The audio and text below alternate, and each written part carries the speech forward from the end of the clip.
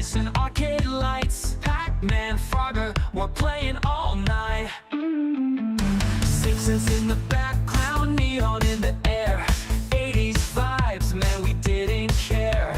VHS tapes, staying up too late. Saturday cartoons, can't wait to escape. Dial-ups humming, we're hacking the code. Back when everything was in upload mode. Atari, Commodore, pixels on screen. Living in the future was more than a dream. It's time to kick it old school, turn the clocks back, break the rules. When the pixels pop and the world was cool, we're taking it back, that's how we roll, we roll. It's time to kick it old school, where the beats are fresh, the tech was gold. From arcades to TV shows that ruled, you know we're kicking it old school. MTV playing our favorite jams, moonwalking with MJ, neon slam. Ghostbusters, here we're ready to go. Chasing slasher scenes, fears in tow. Back to the future, hop in the DeLorean. Knight Rider cruising, man, there's no ignoring them. Battlestar Galactica, what a ride. Looney Tunes, antics, pure joy inside. Blockbusters ruled, we lined up for days. Video games booted up in the pixelated maze. Movie marathons and popcorn nights, we ruled the screen, living in the lights. It's time to kick it old school, turn the clocks back, break the rules. When the pixels pop and the world was cool, we're taking it back, that's how we roll, we roll. It's time to kick it old school, where the beats are fresh, the tech was gold. From arcades to TV shows that ruled, you know we're kicking it old school.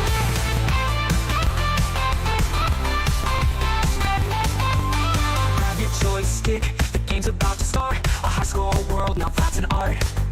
We're cruising on hoverboards, living our dream. Old school forever, we're igniting the scene. It's time to kick it old school, turn the clocks back, break the rules. When the pixels pop and the world was cool, we're taking it back, that's how we roll, we roll. It's time to kick it old school, where the beats are fresh, the tech was gold. From arcades to TV shows that ruled, you know we're kicking it old school.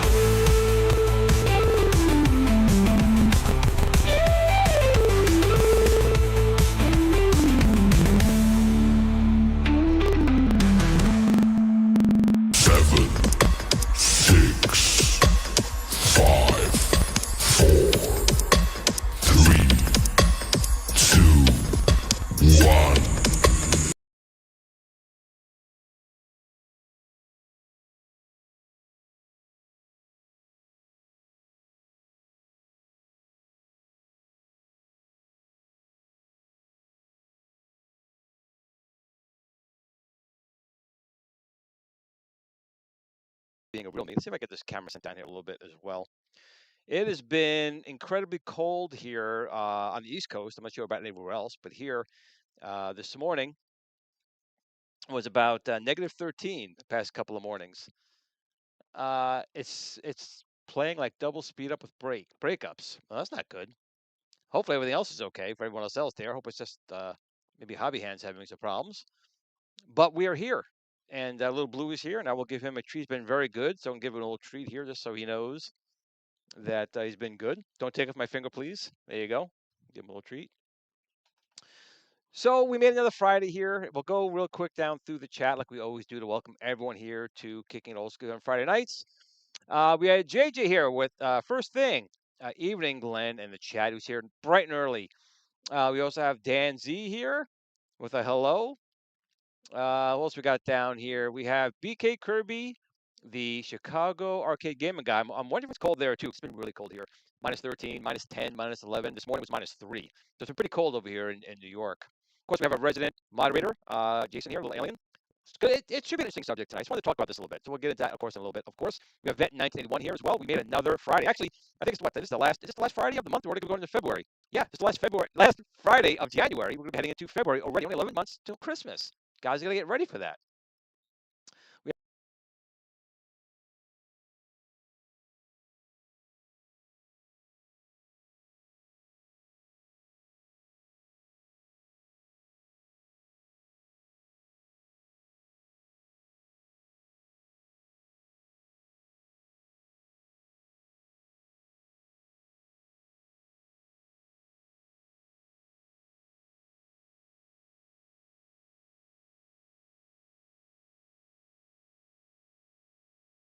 have John Fritz here as well. Who else we got here tonight? Coming down, Sir Sega. Sega is here tonight. Good evening, everyone. We have Rich here as well. Happy another Friday. Yes, we get to enjoy another Friday. We got Blue here keeping us company tonight. It's cold down here too. It's in my basement. It's pretty cold. I got the heat on, but I'm not gonna lie, it's still pretty cold down here. And we have Kal-El here as well, 64. Hello, everyone. Who else we got down here tonight going down? We have Torque, the Real Brutal Deluxe. Evening, retro gaming types. Good evening to you as well, sir. Who else we got going down here? Green Sammy 87 here as well. Got the musical notes, enjoying the Kickin' Old Skool theme song. Of course, we have Hobby Hands here. I think we have audio this time, so hopefully everything's been okay. What else we got here? We have, of course, we have our PB&J Racing here. Man, it is freaking cold. You ain't kidding. It's been cold. Tomorrow I got to go and try and help the girlfriend's house with some leaks and some issues at her house. Get that taken care of, I hope. Get that all squared away because it's freaking cold. Tim York is here as well. Good evening, sir. Always happy to see you here, my friend. Hope your Centauri Carbon 3D printer is printing stuff for you properly now. I'll feel bad if it's not. Who else is here tonight? Going down. I think we may have gotten everyone. We can do a quick check here. Upkus. Upkus is here. I thought I was a minor for a second. Well, it depends which end we're talking about. Blue's been very gassy lately, so you don't want to be behind Blue this week. He'll pretty much blow the nose hairs right off your face. We have, oh my God, I always mess this up. Fang. I'm probably screwed up entirely. I hope you're not having a stroke. I think I already had a stroke a long time ago in a galaxy far, far away. But now that Kathleen Kennedy's gone, maybe I'll be better. Meatball Saucy is here as well. Welcome, Meatball Saucy. Saved by Zero, just saved by the bell, and just in the nick of time. Happy Friday to you as well. I think we may have. Oh, we have Jim, the Pacers fan. Awesome. Good seeing you here, my friend. Happy Friday to you. Video Game Vegas. He did a really good video he posted today. If you go over to Video Game Vegas' channel, he kind of talks about wokeness and kind of explains what the modern take is on and where it kind of came from. Video Game Vegas did a great job with that video, and I've got to get you back on the show. We have to get you back on the show again. We have Dennis B25. Hello, all. Thank you for joining us tonight, Dennis. We have Ethor 1980. Good Friday, everyone. Playing some pinball while watching. That's a fine thing. Pinball is always good. I think we may have gotten everyone here. I'm going to go down real quick just to make sure. Oh, we have Mitchie B. Hello, everyone. Oh, that's the Tim York again. Mitchie B is over here. There we go. Hello, everyone. And, we have, oh, God, Bruno 1791. Hello. And I apologize, man. I'm not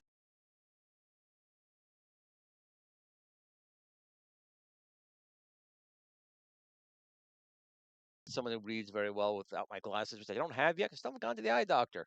I'll go one of these days. Bobby 1 ALU. It's been a while since I caught Glenn's stream. I'm glad. Well, don't cross the streams. All right, especially in the snow. You don't want to do that. Get some pee on your feet. But outside of that, I'm glad you're watching this stream. Awesome. Going down here before we got everyone here. I think we may have gotten initially hellos to everyone here. Got Keller. Oh, we have Bill from Bill's Retro Gaming Show. Hello, everyone. Now, Bill knows. Bill, it was minus 13 the other day. How cold did it get by where you are? It's only about 25 minutes away from me, but man, it's been pretty friggin' cold around here. We have Paul Barris here, 9878. What's up, Glenn and chat? We're going to talk about some repairs and old machines. You can see on one of my screens there is an Apple II gutted. We'll get into that in a little bit. Look what we got here. Don't panic, KU. Recap my Xbox. I put new thermal paste on. Where did I buy these MSIs? Where did Microsoft buy these caps? Well, we're gonna get into that too, because outside of the 70s, like 1970, once you went to the 80s, caps and everything else just got really cheap and bad. There was a lot of bad caps, capacitors out there. So you can't really blame Microsoft. It's pretty much across the board. Now, that Apple II in that photograph, that video screen down there, those caps are from 1977. And that machine's from 1978. And those caps are still good. So it really depends on, like anything else, when stuff first comes out, it's usually built expensive, but really high quality. And then it kind of goes downhill from there. Burnt Orange Arcade, evening to you as well, sir. We have Dennis B25. Getting 2 inches of snow here. Thankfully, there was supposed to be a storm, and they're dumping another 20. We got about 18 inches right now of snow, and it was going to drop another 20 inches, but fortunately, we went out to sea. So we're not going to get that snow. I'm sorry getting 2 more inches. But some of the ladies would always appreciate 2 more inches, so that's okay. What do we got going on here? Dun, dun, dun, dun. Going down here, I think we may have finally. We did. All right, so we're all caught up in the chat. So first of all, I hope everyone had a good week. Aside from it being really cold and a lot of snow, I mean, it's been brutally cold. Of course, these computers and video games will love the cold because they like running better in them. But about a week and a half ago, one of my coworkers, he apparently buys houses, and he cleans them up and turns them out. And he went to this one gentleman's house, and he said it was like a hoarder house. It's like there was stuff all over the place. But said, I found this computer. You want to take a look at it? I'm like, yeah, I'll take a look at it. And it turns out it is actually in really good condition. I'll do a full video once it gets this thing working. But the case is just a little dirty. I cleaned it with a magic eraser. The case looks really good. It's a October 1978 Rev 1 Apple II, not an Apple II Plus, not an Apple IIc. One of the under 10,000. This is serial number 9,430, built in October of 78. So this is under 10,000 units. It's the first initial run of the Apple computers, not the Rev 0 motherboard. So I didn't get that lucky, but it's a Rev 1. So this is a very original Apple in amazing conditions. It's got the silver power supply you can see there. And let me see if I can get the video camera a little bit better here. I had another camera here somewhere. If I can find it. Let's see if I can do this. This is on which camera now? I gotta find it. Gotta find the camera. So it's 20. Let's see if I can find this thing here. All the different screens. Too many buttons. Come on. Let's find it this way. There's always one way to find something. I'll go over here. Is it this one? There we go. So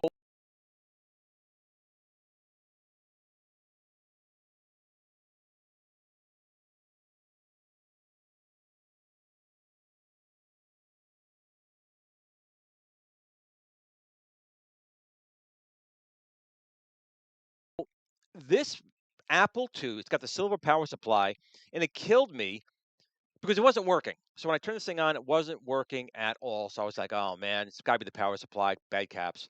So there were two rivets, and I hated doing it because it was an original power supply. I had to drill out the rivets. Did a good job though, didn't damage it. Turns out the power supply is completely fine.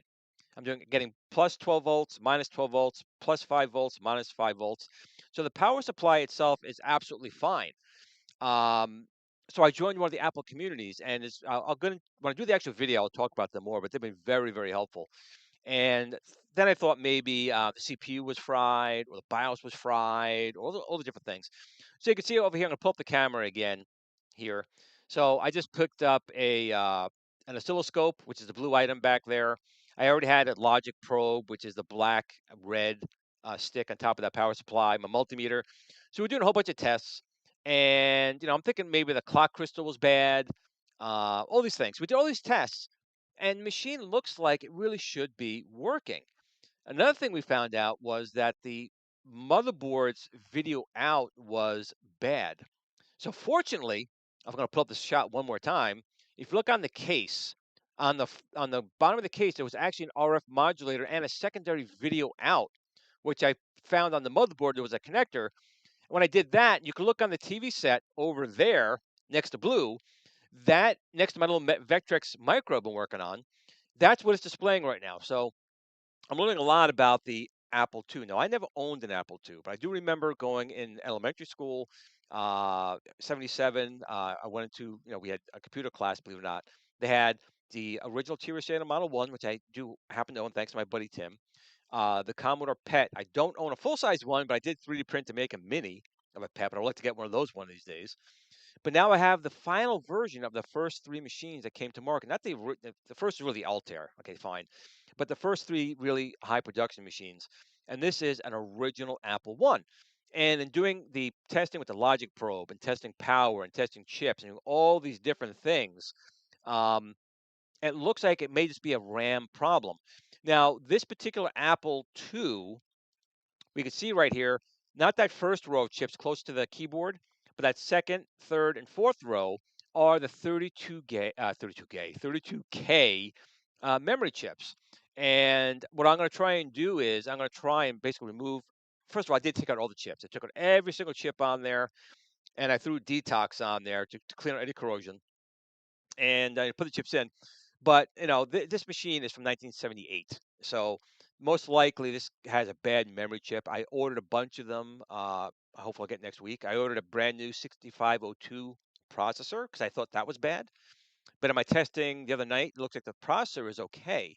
It's simply not able to load any of the information into the first 16K of RAM. And that first 16K of RAM is really needed to boot it. So you can have your 32K and 48K part be bad. The machine may glitch and crash, but the first 16K has to work. So I'm going to try blindly just putting some chips and moving them around and see if I can get it to boot. If not, by next weekend, I should have the 48K, and I'll replace all the chips and the processor and see if I get it to work. But the keyboard, everything in this machine is in really, really good condition. In fact, let me see if I can pull it up right here to show you guys. Let me pull this up over here real quick. Take me just a momento, por favor.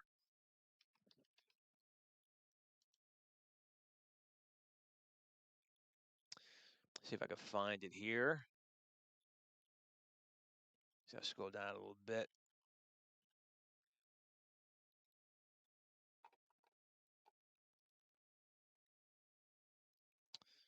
Yeah, where is it over here? Keep scrolling down. Keep going down, down, down, down, down. Here we go. All right. So let me pull this up real quick, if I can find out where I put it. Is this it right here? Yep. So we can see right here, this is me holding the machine. This machine is in really good condition. It powers on. The power supply is good. So I'm hoping it's a faulty RAM chip because all the other tests, these great people in the Apple community, I mean, these guys are fantastic, walk through all these different steps. Everything seems to be okay. The timer circuit seems to be working. The processor is getting signals. There's proper power getting to the chips. The logic chip seems to be okay, but it's not booting. So that's probably leading to a bad memory chip. And if I go out of here, here's what it looks like on the inside. You can see that this is how I just got it, and it's very clean inside. Now, the silver power supply is, again, a great power supply that's in here, and I hated drilling out those two rivets, but I had no choice to confirm that power supply was not going to blow up, and it is built like a tank. This whole machine is built like a tank. So this machine, when it's fixed, could be worth $3,000 or $4,000, $5,000 when I get it fixed. I paid $100 for it in unworking condition, but it could be worth $5,000 working. Of course, I'm not going to sell it, so it'll go in a bag, you know me, and it's going to be protected. But this sucker really does look in good condition. And I also got the monitor shelf. It's actually a 2E monitor shelf.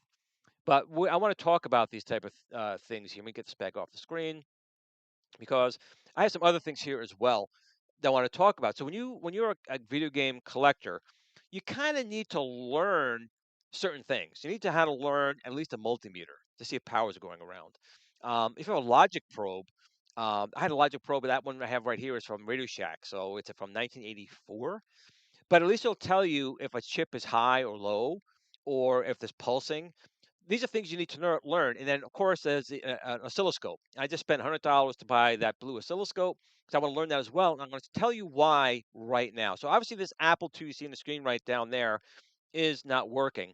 But I want to show you something else here. So we may bring this up over here. Bring that over here. So, and the other screen, what you're looking at right here, I have five. Yes, I have five Bally Astrocade. This is the Bally Astrocade motherboard. This came out in 1978, and it's a phenomenal machine, but these things die all the time. Now, these are infamous for burning up because the FCC had these all go in aluminum cases, and in doing so, the video chip, which is actually under here, this is the video chip right here. I can't really see it. Let me see if I tilt it this way. Right there is the video chip, and it normally has a heat sink on it. So much heat built up on this thing, they would fry and cook themselves. We put them on a shag rug, guaranteed within an hour this machine was going to fry itself. But you can see it's got all these different components in here, and it's pretty advanced. It had an expansion bus on the back because this was going to have what's called a Z-Grass computer system, which had been a pretty powerful computer they'd never actually released. It actually released with 4 controller ports when the Atari was the only thing out at the time. Well, he had Fairchild Channel F, the original Odyssey, 2600, and this. This had 4 controller ports on it. It had a serial bus back here where it took a light pen. It also had the basic cartridge. That was one way, the original basic cartridge that had a interface for a cassette player. But of course, they went to a cartridge based with a connector right in there. So your processors over here, all its memory chips are down here. So this is a board. I have, like I said, I have 5 of these. I think 3 work and maybe 2 don't work, or maybe 3 or 2 work and 3 don't work. But I always feel like these things can come back to life because, well, if you know how to work it. Now, if the graphics chip in this is dead, it's no good until someone makes like an FPGA. But this is I want you to see. These are things I'm always having to work on. So this is the Bally Astrocade motherboard. I'm going to put this aside for a second, and hopefully in a good spot. But I also have a couple of these. So this here is a Texas Instruments TI-994A motherboard. And we have our joystick port over here. It's a 9-pin over here. See if I bring this up a little bit. See if I get it more in the shot. There we go. And turn this camera a little bit like that. And we'll bring this over a smidgen, like so. So we have a 9-pin Atari connector. We have an almost like a Commodore 64 video port back here. This over here, which is the same connector as the 9-pin Atari controllers, is for your dual cassette deck. It's supported dual cassette decks.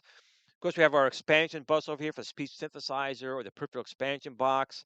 We have our video game cartridge connector over here. Now, this is what gets me. So this right here is also the forefather of the ColecoVision, the Atom, the MSX computers, because they all used this video chip, the TMS 990 video chip, and this is the 16K of what was basically VRAM.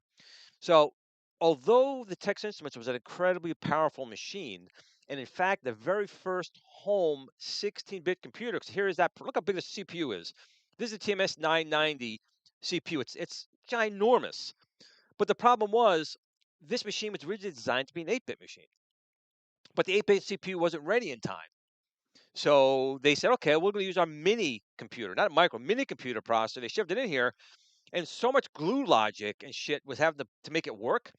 It slowed the machine down to a crawl. So as powerful as it was with sprites and sound, the ColecoVision, the Atom, the MSX computers look so much more superior with an 8-bit Zilog chip in it than this bad boy because it was basically a hacked machine.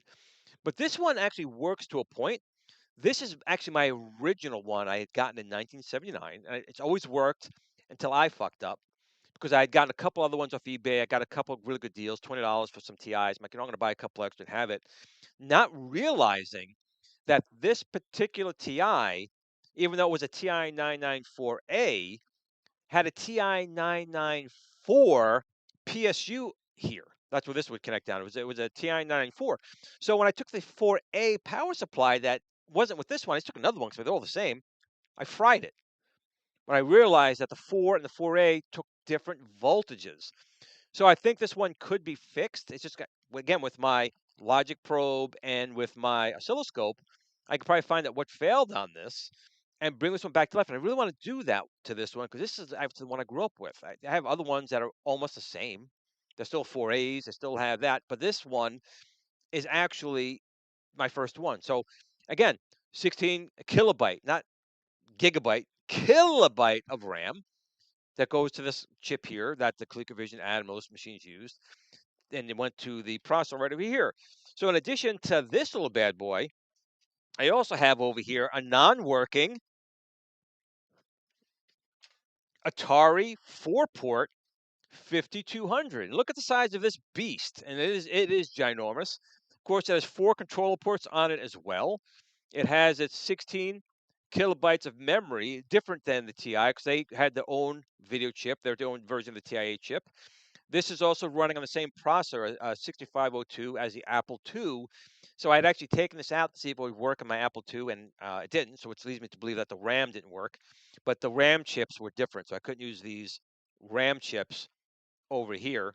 Of course, the cartridge connector over here, and this being the 4-port original, this took power and the television signal over this one connector here. So this was your TV, or it was an auto changing box. This is actually the first home console, no matter what you believe or knew before. The Atari 5200 was the very first home console with an automatic switching box on the 4-port. So when you hit the power button on this, it sent the signal up to that box and it switched automatically. This was the very first machine to do that. Of course, when they switched to the 2-port, they separated the power and the cable connector and then went back to a manual switching box. But this one, I did steal the Pokey sound chip out of because I needed it for a cartridge for my Atari 7800. But this one kind of works. But again, with my oscilloscope and my logic probe, once I learned them a little bit more, I think I can get this one working as well. And I would love to get these working versus throwing these out or gutting them further. I want to try and savor them. Now, in addition to these 3 motherboards, I have over here, I own 3 Amiga 500s of different revisions. But this one, again, is another one here that is faulty. Again, my fault. So this one I was going to put in my Amiga Tower project, which I did actually do. I have a video if you want to search the Glenn's Retro Show Amiga Tower.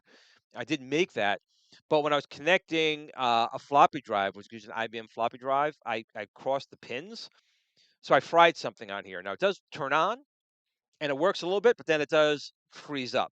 So it could be a timing circuit or something like that. But here's the Motorola 68000 main processor right here.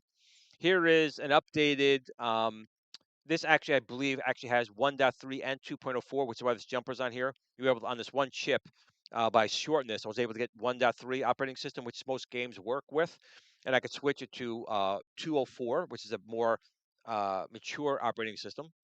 We have here 512 of graphics RAM, or chip RAM, as they call it. Here is the Agnes with 5. It's actually a 1 megabyte Agnes, but it's set in 512 mode. You could put a memory expansion here for 512 to give us a 1 gigabyte, and this would go to 1 gigabyte. But there is a way on this particular board. You can see there's empty slots right here. You could populate another 512 on here and make this 1 gigabyte without even using this bus. And you could use that for something else. There's other things you have to do on here. But again, that is something I haven't done on this board. I did remove the Denise here. This would have been the Denise, which is your video 4096 color original chipset. And then we have our Paula sound chip over here. We have our 2 CIAs, which on these machines go like crazy. They burn out all the time because they pretty much control all your buses back here. And if you unplug something wrong or something like that, your generally will fry one of these guys over here. Then you have your logic chips and so forth. So the Amiga 500 is a different machine that I would like to get working. There's one more, by the way, I want to show you as well. And of course, I have 2 of these. This one's not working, and I have one, of course, that is working. And this is an Amiga 1200 motherboard. And, this became a cost-cutting thing for Commodore, and I hate that they didn't put sockets with these things, especially the goddamn CIA chips, because these motherfuckers blew up all the time. And before, you could pop them off easy. It wasn't a big deal. But Commodore, you're a bunch of idiots, and they put these right on the board. And so now if you had a CIA blow, it became a huge problem to get these swapped out. Of course, the Motorola, this was using a 68020 processor, which is this guy right here. They should have went to a 68030. There was no reason not to. They went to a 20 just basically for cost-cutting measures, and it hurt them because it made it less powerful. And of course, we have our video display chips here. We have our BIOS over here. We have our logic here. We have our 2 gigabytes, 1 gigabyte, 2 gigabytes of RAM on here. Our expansion bus over here. The PCMCA card slot over here that was used for laptops back in the day, but you could put things inside here. So this I would like to get working as well. Same, this one has a little different problem. This one's got a short somewhere on here. The video's not working. But if you tap the board, the video comes on and goes, comes on and goes. But I haven't been able to isolate it. But again, with a logic probe and an oscilloscope, hopefully I can figure out how to get those. So I did get a super chat. I'll make sure I get that over here. We got a super chat from Green Sammy over here saying he wants a treat for Blue. We could do that. So we'll give you a super blue chat for that one. So let's do a super blue chat first.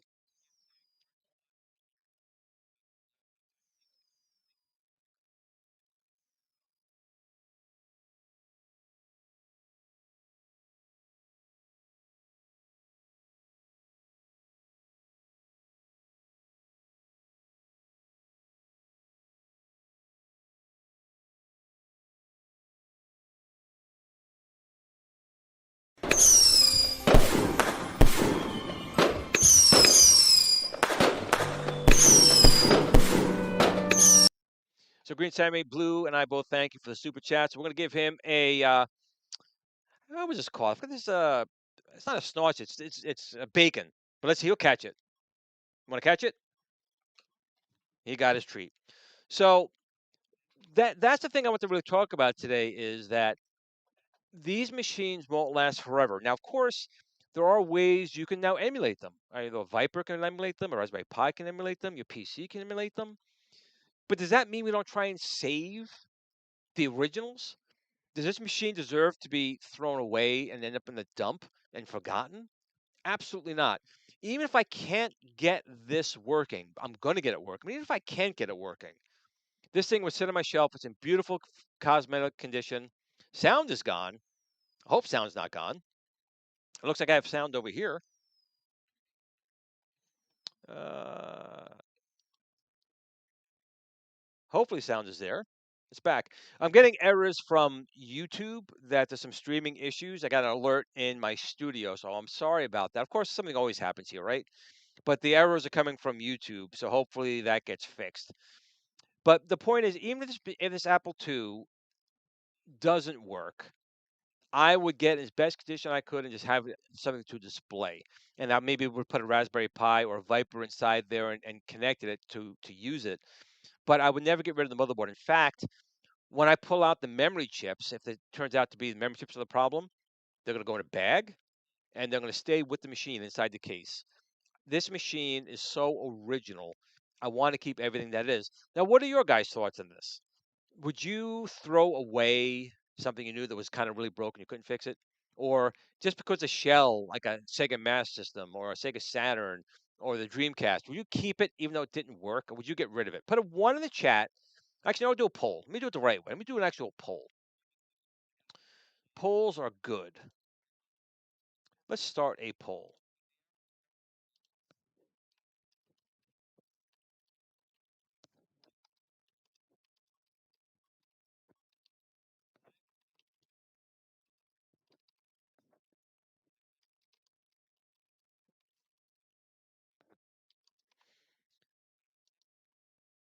Okay, I put a poll here. Simple.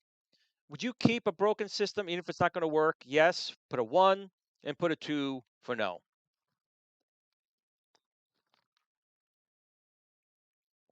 We got a question here from JJ. They are pricey. Actually, this one I got for $100. Now, working condition, I was looking, an Apple II original, not a Plus. An Apple II can go for a grand. I get it. But then some of the two pluses I seen for like $300, not too bad. But I was wondering if there's a way to know if your original power supply is faulty. You're good before unplugging it. Yeah. Now here's the thing.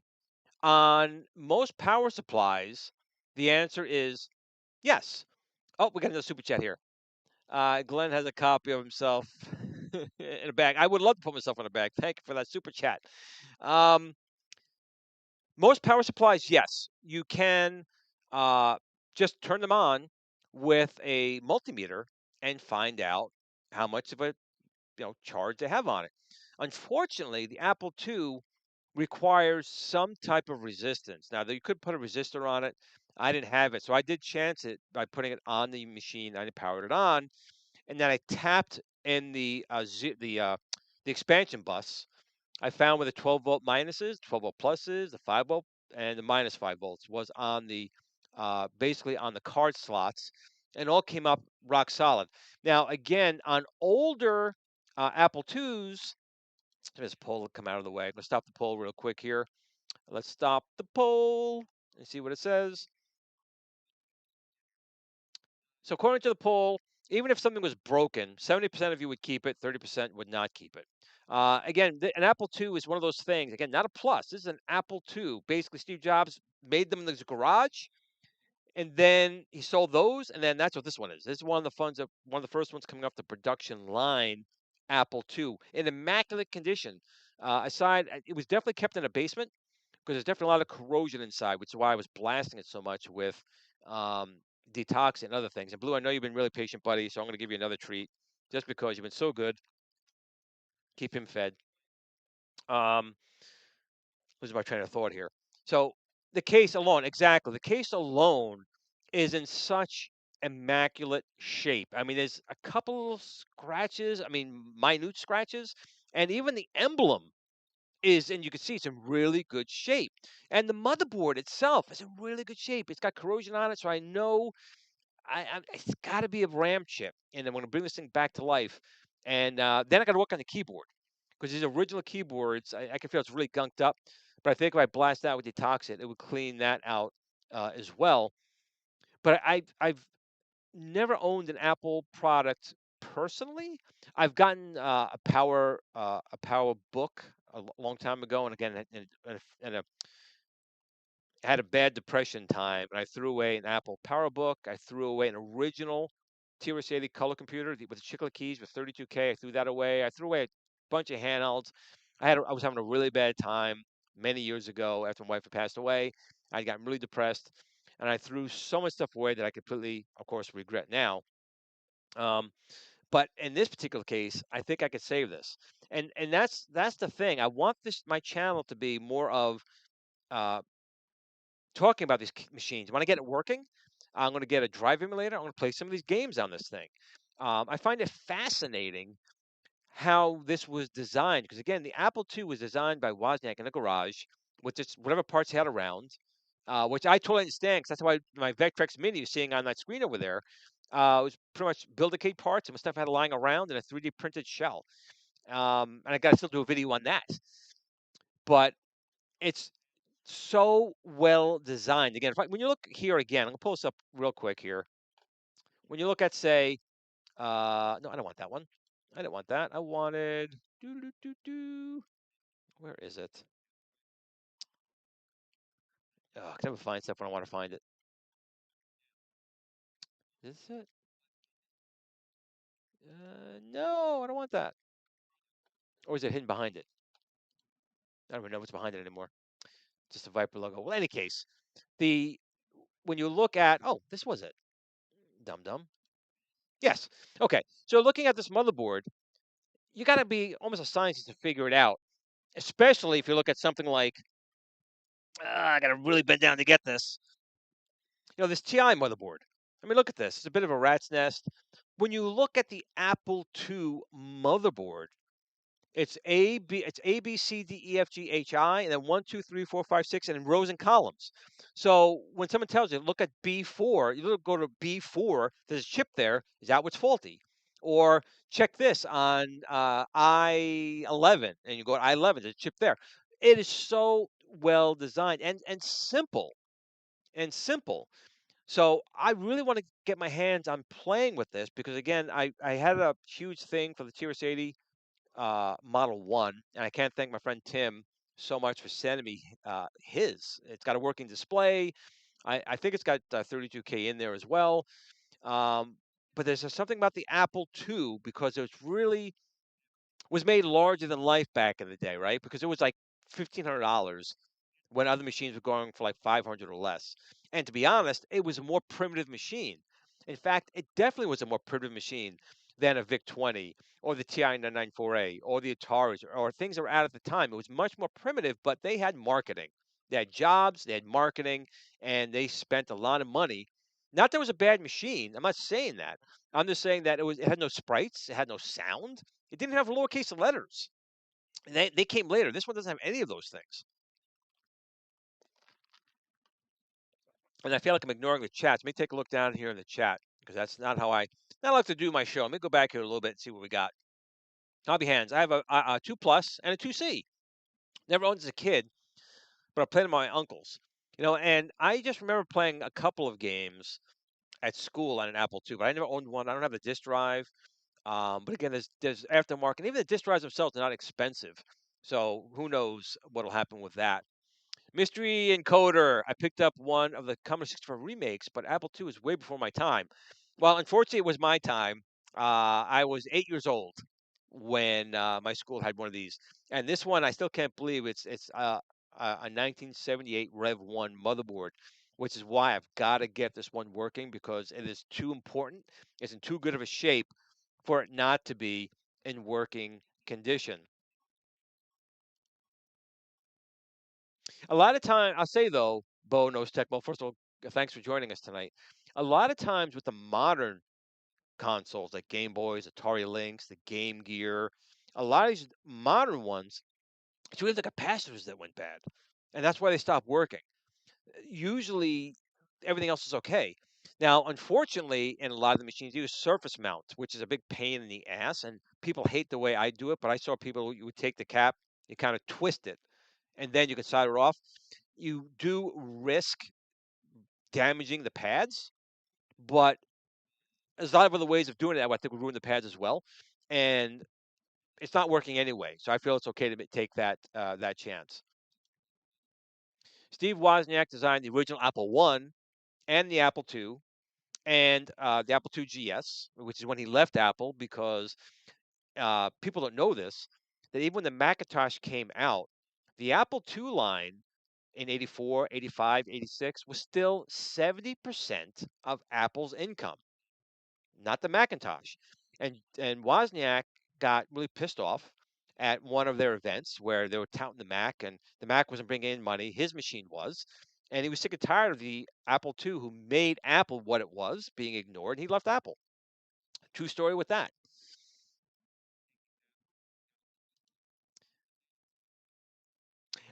Mystery Encoder, I did. When comparing it to an Apple II or TI 994A or Bally Astrocade or Atari 5200, the Game Boy and Game Gear, the Atari Lynx, absolutely would be considered modern in retrospect, comparable to those. Because again, I may have missed it in the early part of the show, the capacitors on stuff from 77, 78, 79 are still perfectly fine today. The capacitors in that Apple II are pristine. They work great. There's no issues. It's in the 80s and 90s is when the capacitors, when it started getting more mass marketed, when stuff was really just being cheap, cheap, cheap getting out the door, is when the quality went down really bad on them. And again, I want to just point out here, if you look at the screen next to Blue, when my little Vectrex Micro is playing, the TV set is displaying the Apple, what it is displaying. Now, I didn't know this either. In most machines, like the TI, the Bally Astrocade, the Amigas, the Ataris, the processor and BIOS need to initialize before you start getting any video display on the screen. And that's not the case with the Apple. When you turn on an Apple II, the video circuit will display stuff on the screen. If the processor does nothing, if the RAM does nothing, the BIOS does nothing, it will still display items on the screen because his graphics were built around the NTSC timing circuit, kind of like the Amiga was. Even though the Amiga does need to initialize the BIOS and CPU, the Apple just didn't. So that was throwing me off. Uh, but I was talking again, and the guys in the Apple community saying that isn't the case. Um, and actually, my Apple actually has the Wozniak Integer Basic. It doesn't have the Auto Start uh, Microsoft Basic, although it did come with a Disk 2 interface card and a BIOS card, which I think does have the Auto Start and the BIOS upgrades on it. It's interested in Basic. Uh, this is going to be the original Wozniak Integer Basic, but I believe I have an expansion card with a switch that toggles between the non-auto booting Apple. So you had basically when you turned it on, you press Control Reset to even get the machine to function. And then when the new BIOS came out with the Microsoft Basic, they upgraded it to what's called Auto Start. So you turned it on, it would boot into Basic automatically, and if you had a floppy disk in, it would boot that as well. So kind of interesting how that would work.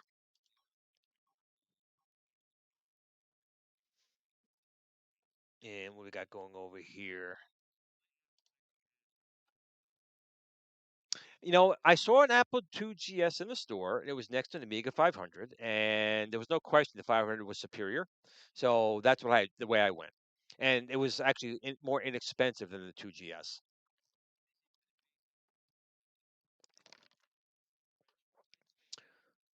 Even I think actually some of the capacitors in the Apple II may not have been from Japan. It could have been from the U.S. back then. So we're talking 60s, early 70s. You may not have gotten from Japan. They may actually have come literally from the States before we started not making the stuff here ourselves.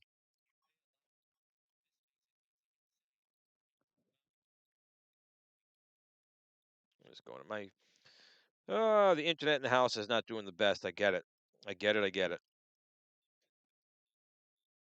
Okay. So, again, maybe Mr. Encoder company. I have no idea. I got to learn how to use an oscilloscope.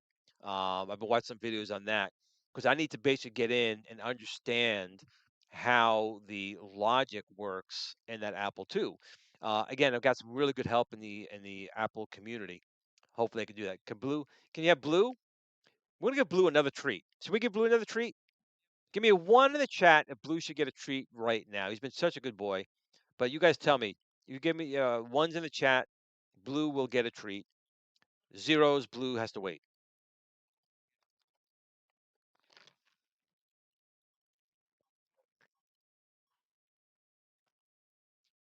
We got a one. That means you get a treat. What are we going to give you? We're going to give him a biscuit. All right. But you're going to work for this one for them, okay?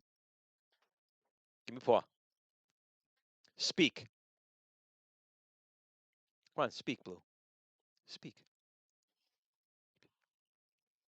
Speak. Come on, speak. Speak. Speak. Up. Good boy. He is a good dog. There's no question about that. We got going on over here. Where's with YouTube putting 1,000 commercials on today? It seems like I get more commercials and not enough bandwidth with them. Um, I want to show you guys my Vectrex Mini a little bit too. Let me see if I can get a what screen was that on? My Vectrex Mini. That's on 68. Let me see if I can zoom in here. Oops, zoom in here a little bit more. If I get my mouse over there.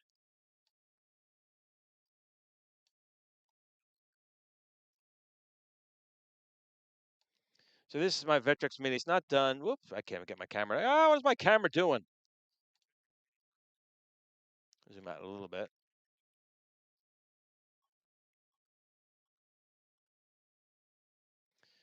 So you can see it is working.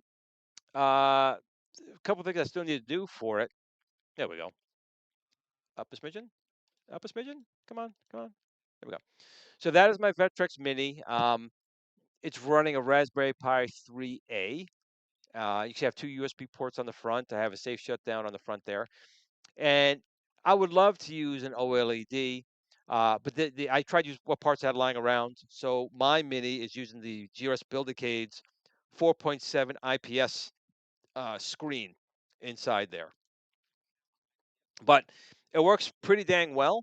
The only thing I still need, what I need to do in that, I think I need to put the power switch on the back. I got to put the battery in it, and then close it up, and that's ready, really ready to go. It would have been done this week, but that Apple II you see down in that lower screen dropped in my lap this week. So I'm like, you know what, I'm gonna get that Apple II working. So I kind of jumped ship from the Mini. But the Vectrex, I tell people this every single time. Whenever you see a Vectrex in the wild, working or not, grab it. Most likely it's fixable. Most of the parts on there are pretty easy to, aside from the CRT, if that's shattered, I mean, then that's nothing to do about that. But um, it's such a phenomenal machine. And of course, the Vectrex Mini Kickstarter went, and I did buy one. So don't think I'm just making this. I'm not going to buy. I already bought one of them. But now this is something I always wanted to do myself. I like tinkering. I like building these type of things. So that's something I already had done. But I got sidetracked finishing it on this Apple II computer. Now, I still need to find a Commodore PET. So I got the TRS-80 Model 1. I have now the Apple II.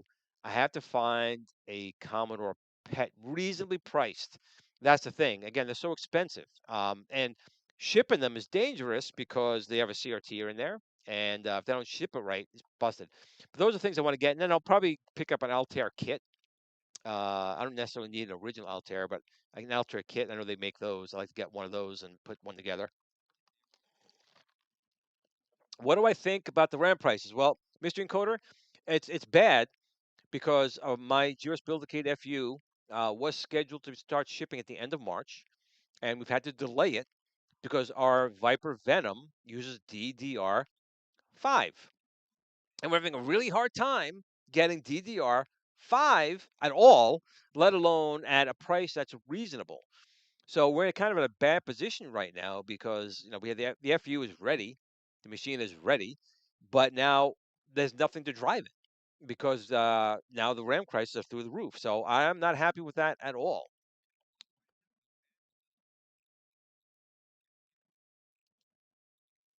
Let's see. Let's see. Are you going to make a controller with an old telephone curly cable that flips down in the front? Oh, you're talking about for my mini? Uh, I'm going to potentially. Well, the answer is yes. I am going to make a small controller for it. I wasn't really thinking too much on the cable just yet because it's really not going to be able to fold up into it. It's just not designed that way. Um, but there's actually a way to get an original Vectrex controller on here. My buddy Steve from Gaming Retro, uh, there's a USB to 9-pin, which will convert the Vectrex controller directly into something that can be used on USB. So I'm definitely making my own controller, and it's probably going to be, honestly, a Build-A-Cade joystick with a panel pod, kind of modified. 'Cause again, I'm trying to use my own parts for my own system to kind of make these things. But again, maybe I'll make another one further on down the road. Who knows? Who knows? But I'm going to zoom up back for a second here. If I get my mouse back, where's my mouse? I just want to show you the TV set here.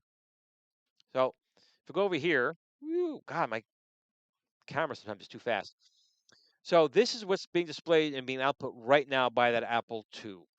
So the processor right now is initialized. So with my logic probe, we were able to determine that it was initialized. It's getting a timing from the timing for the 14 megahertz clock crystal, but it's obviously not loading anything to RAM. That's kind of I think where the holdup is. But that is right now showing that at least it is displaying something on the screen, just not working just yet. Man, these cameras. So I have it up here. I have my there's my Apple SE and my Commodore Pet Mini that does work.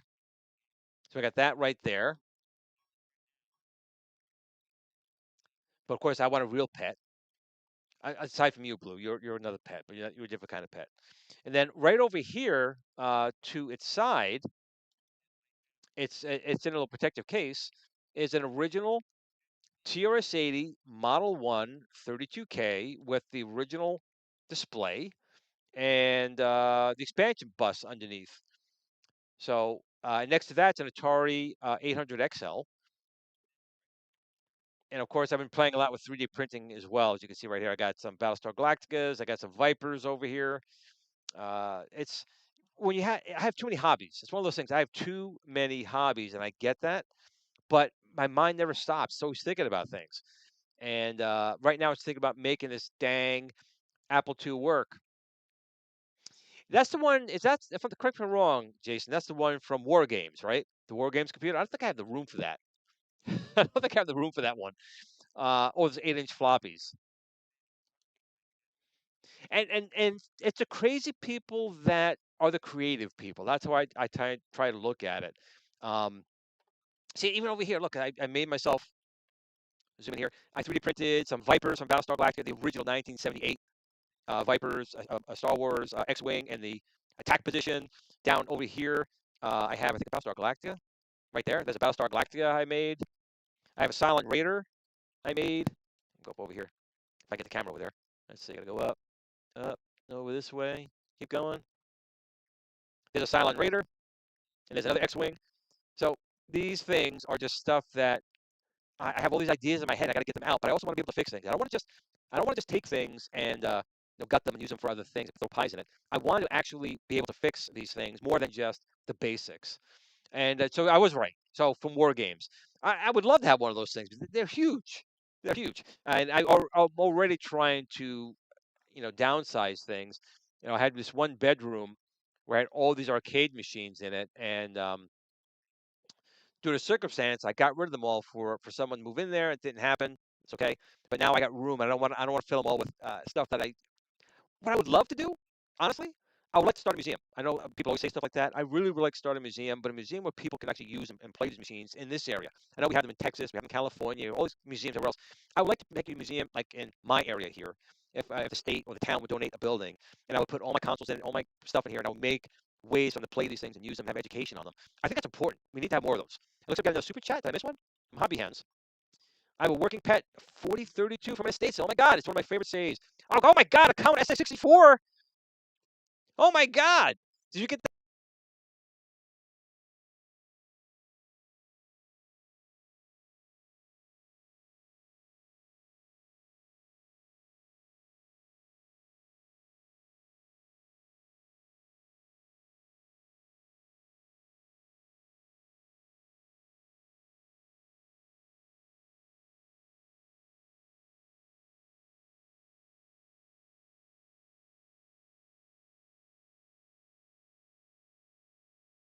for free? In case you guys don't know, a Commodore SX64 was like a luggable. So it's basically a Commodore 64 with like a 5-inch or 4-inch black and white screen with a keyboard in there. Dang, that's hobby hands, man. Congrats, first of all, on that Commodore SX, but also on that pet. That's pretty wild. That is pretty freaking. You're getting something here good. I gotta get something good for you. Hold on, you're getting a con, I think. You're getting some con because I'm blown away. Fire!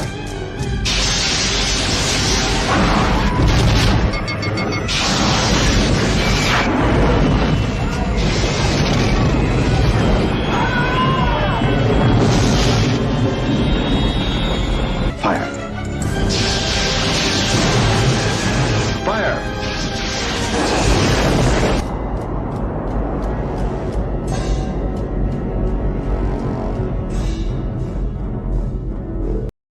That one deserved a long one because having saving a pet and an SX64, which is pretty dang valuable, man. Hobby hands, congrats on that.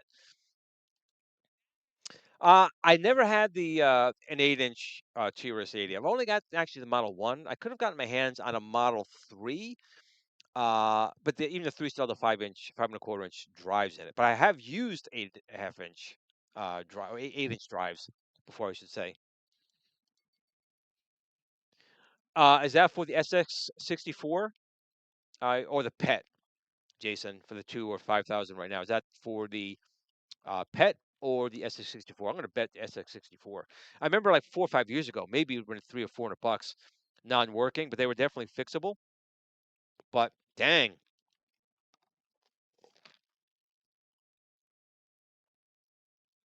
yeah, it's not me. YouTube is constantly giving me alerts. There's some issues with the stream feed. It's always something. Even when I get the audio finally right, there's still audio problems on here. Yep, wonderful. Wonky sound, wonky sound. Oh, dang. Yeah, I don't have that kind of money for that, and I don't even know what I would even do with that one. Uh, I wouldn't mind a Whopper though. No, I wouldn't mind having a Whopper or operations response. I wouldn't mind. You wouldn't mind that, would you, Blue? Since we're getting close to the cutoff time, let's give Blue another treat. We're gonna give Blue another treat here, but he's gonna work for it, right? So once again, give me paw. Give me paw. Over here. Give me paw. Come on, give me paw. Come on, give me paw. Get it in your hand. There we go. I want you to speak. Speak to the crowd. Speak. Speak. Speak. Speak. Are you gonna fall? You are gonna fall. He's on the back of this thing over there. He's about 2 seconds from landing his ass on the bottom. So the show, this was just a show. I was gonna actually try and do a repair or work on the machine here, but you can see my desk is completely covered.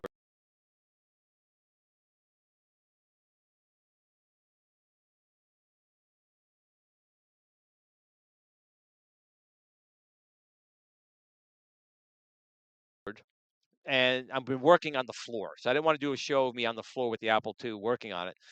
But I'm going to get back to it now that I got my oscilloscope. I'm going to try and do a little probing and see if we can figure it out on there.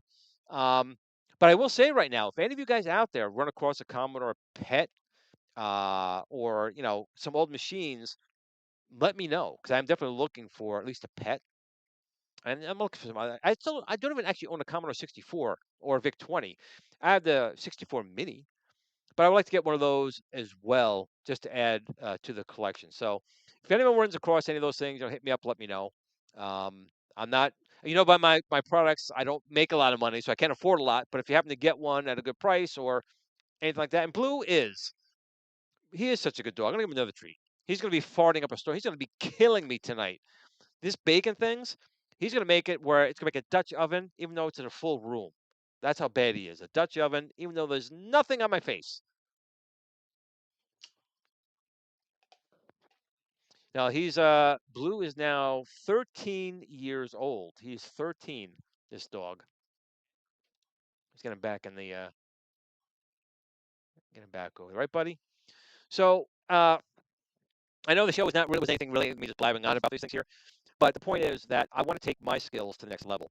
I want to be able to do more than just basic testing, basic troubleshooting. I want to be able to get into the nitty gritty of these things, understand how they work, and really start fixing these machines. Um, it's very important to me. It's important to me that we keep these things going. And Rotundo, I appreciate that. I mean, um, I really would like to get a museum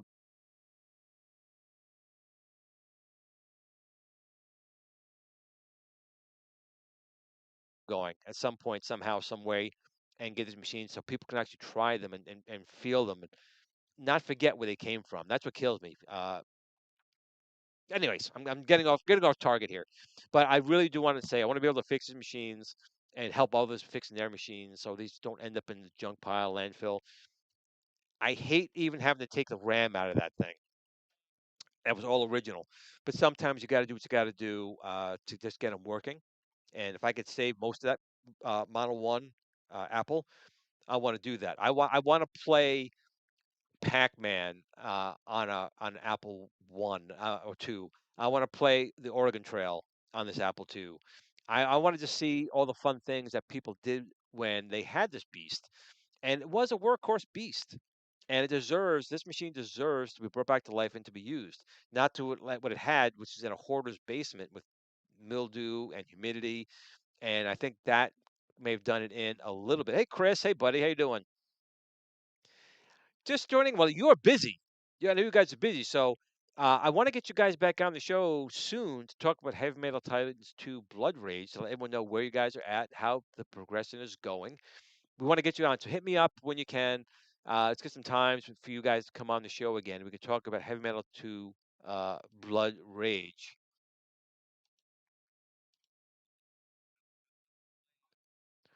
In the UK, $400. That's actually $400 is not bad. Um, But man, I don't know if that would even survive coming from the UK over to the States. I gotta find a local beast. But $400, I don't think is really bad for a pet. If it's in working condition, that's really not bad. And I appreciate you watching from across the pond over there when you have time to join me over here. Um, I still have a lot of plans for people to come on the show, guest hosts. But right now, I'm just kind of like so busy between the FU, New Wave Toys. I'm still in contact with them. Once you guys know, those guys are working really hard over there to get everything back in order with the unfortunate passing of Shiloh. I always feel like I should always mention him a little bit because he was such a nice guy. But New Wave Toys is very, very much alive. They're very much going to be continuing everything, and I'm very much still involved with them. So I'm working with them. The Polycade. You guys know the Polycade. That's from Tyler Bushnell. He's going to be offering, if he hasn't showed it already, the GRS flight yoke. And actually, I had over here. I didn't even show that today. Where is it? That's on this camera. 66. Where's my 66? Boom. So you can see right here. Try to zoom in a little bit better.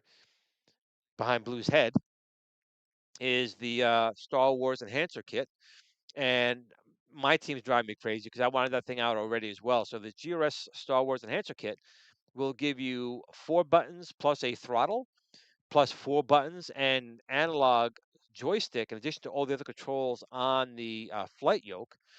And it's battery operated and Bluetooth. So you could charge it, give you about 4 to 6 hours of battery life on there. And now I got this camera on here. How do I turn this camera back off? Where did it go?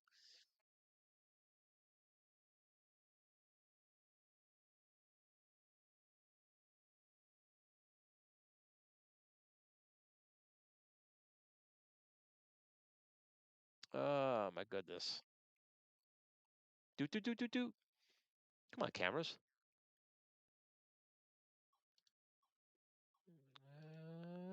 You are 60. Radio 66. Yeah, I made so many changes to the back end over here. I can't find half the stuff anyway. There we go. Got it off here. So I want to make sure I do that. But definitely, if you guys can, you guys can be my eyes and ears. I definitely want to find a Commodore PET in mostly working condition. Definitely the screen working for sure. I would like to get a Commodore 64, maybe a VIC 20 to add as well. Um, but that's really it for tonight. So what's this? Yeah, but first, yeah. So that was the thing. Education. The Apple IIs, the Commodore PETs, the Model One were what we grew up on. If we grew up in the 70s and early 80s, because that's what our schools had. Because those three companies, Radio Shack, Tandy, Commodore, and Apple, all wanted to get into the school market. 'Cause they knew if you're using it in the schools, most likely you'd want to get it for home as well. And Blue, I haven't forgotten you, buddy. I haven't forgotten you. He'll eat fat. He'll eat till he bursts. He'll never stop eating. And also, not I want to also mention my 3DO. My wife had given me back in 1995 or four a Gold Star 3DO, and it doesn't work. And I know it's so close to working. Now that I have an oscilloscope, hopefully I can get that working as well. So these are things that we need to kind of learn to make sure our machines can continue. Now there are going to be times where chips are dead, like in the Bally Astrocade. This guy right here, I'm going to probably bet that the video chip, oh, I don't have that on the screen. You guys are looking at nothing. Which is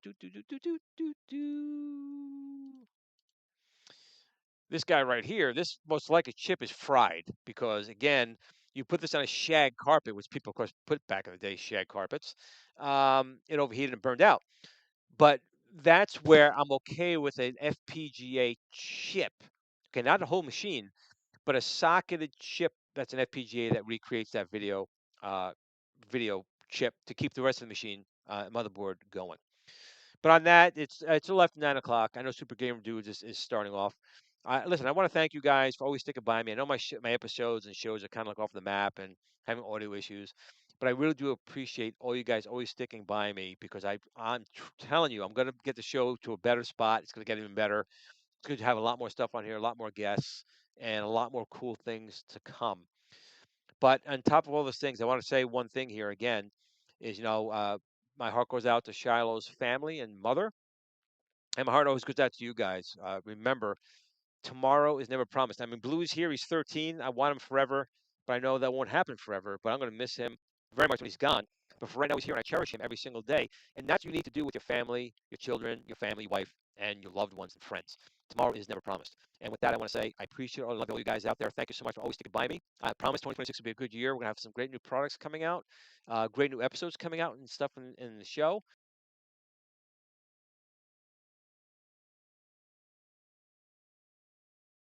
But in between times, I want to say game on and thank you.